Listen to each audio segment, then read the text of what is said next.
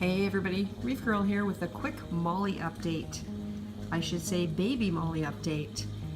These two white mollies right here that you see in the blue light had babies, and that was February 11th. And now those babies are big.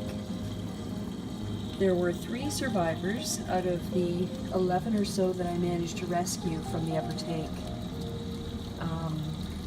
I lost several to going over the wall here, and the water level rising and having them go back into the skimmer chamber and end up in the skimmer body. And I think a couple of them just weren't very strong, but I have 3, so I'm pretty happy about that. So those 3 big ones were born February 11th. And then on March the 22nd, I had another batch born. And of those, I believe in here right now are 5. There's one in the middle there.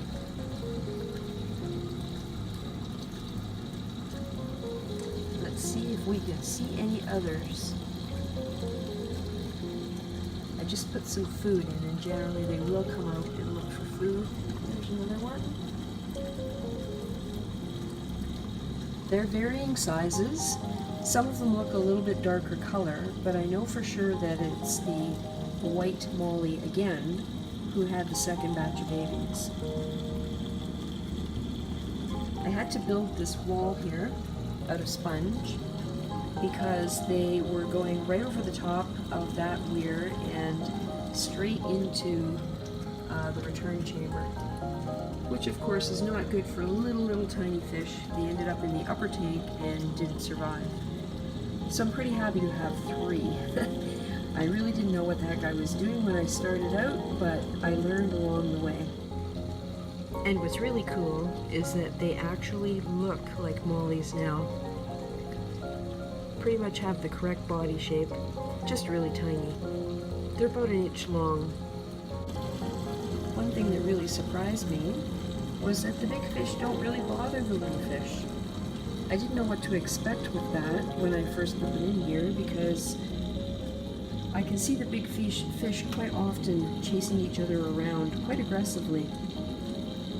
But that really doesn't seem to be the case with the little fish. The little fish just seem to come out for food, mind their own business, and the big fish don't bother them all that much.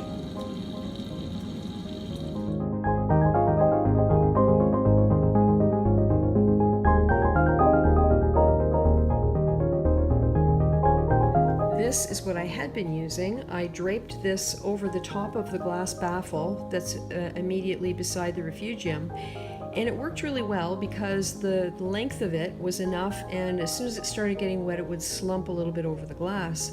The problem was it became completely saturated with water, and because of the flow eventually it just completely collapsed into the baffle, and then the little fish managed to get out. The other thing that happened with that is because it became so saturated with water, it raised the level of the refugium to where it was only a tiny drop between there and the skimmer chamber. And I did actually find a couple of little fish in the skimmer chamber, and one unfortunately got drawn in by the skimmer, didn't make it. So this was the original thing that I used, and I knew that it wasn't gonna be good for a solution. I had to come up with something else. So I got some filter sponge, which if you've been keeping fish for a while, most people have some of this stuff. If not, it's easy to buy. And the reason that this I think is going to do the trick is because it's pretty rigid. So my plan is to cut it down the center and create a slot that's about 2/3 of the way through, so that this will fit over top of the glass and stop the fish from being able to get over the little waterfall. So let's get cutting.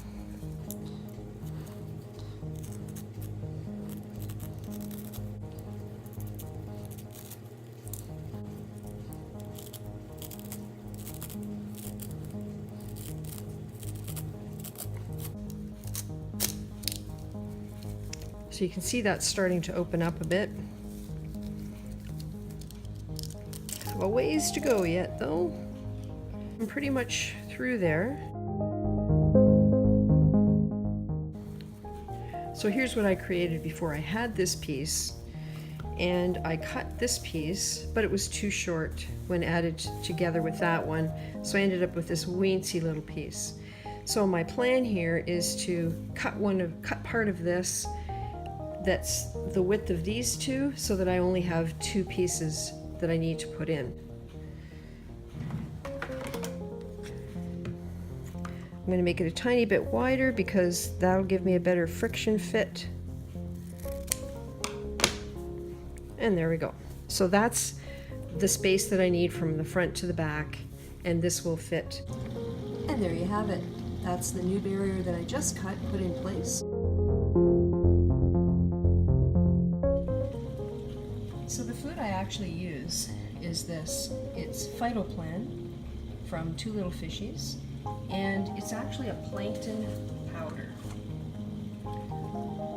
It's very, very fine grained and really easy to mix. And what I've done is mixed it in this bottle that came with my Reef chili. I never used it for Reef chili. Excellent little squeeze bottle. So I put fresh salt water in here, so there'd be nothing organic that would possibly start to decompose. And I mixed probably about 2 teaspoons of that phytoplankton in here, quite a lot.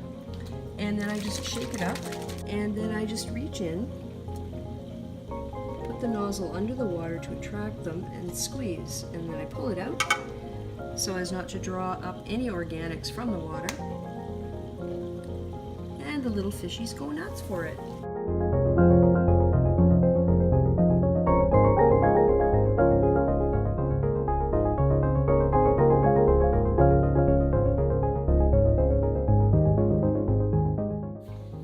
Eyeballs on a stick. Kind of what they look like when they're tiny like that.